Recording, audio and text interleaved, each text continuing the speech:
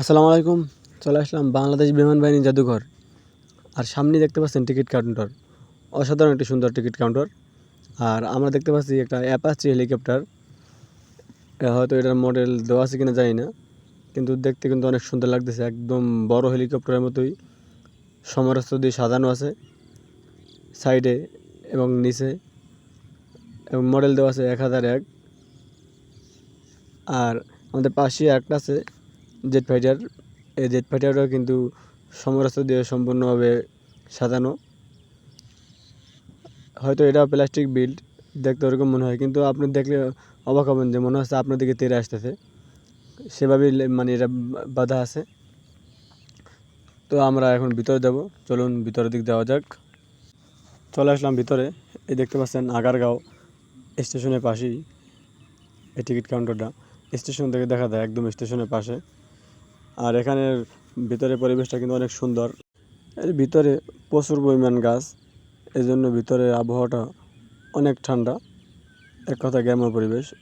আমার দেখতে পাচ্ছি একটা রাডার, সামনে দেখা যাচ্ছে হেলিকপ্টার। আমি মেইন রাস্তা দিয়ে ঢুকতেছি। আর আমাদের এই দেখুন বাম পাশে কিন্তু একটা প্রশিক্ষণ বিমান আছে। এই একটা খুবই উন্নত মানের রাডার ছিল। এগুলো কিন্তু সবই অরিজিনাল, হয় এখন ব্যবহৃত হয় না। এগুলা তাই জাদুঘরে আনি রাখা হয়েছে। আর এই পাশে কিন্তু তেজগাঁও বিমানবন্দর, তার কাটার পাশে। আর এই পাশে জাদুঘর। এক কথায় অসাধারণ পরিবেশ। আর প্রত্যেকটা বিমানের সাথে কিন্তু ডিটেলস দেওয়া আছে। এই বিমানটা কোথায় তৈরি হয়েছে, কোথা থেকে আনা হয়েছে, কোন দেশে, বাংলাদেশকে গিফট দিয়েছে কিনা, তার সব কিছুই কিন্তু দেওয়া আছে। এই রাডারগুলো কিন্তু মানে প্রত্যেকটা ওয়েপন্সের সাথে এগুলো দেওয়া আছে। এমনকি ইন্ডিয়ান সেই যে উড়ান্ত কফিন খ্যাত MiG-21, সেই MiG-21ও কিন্তু আছে।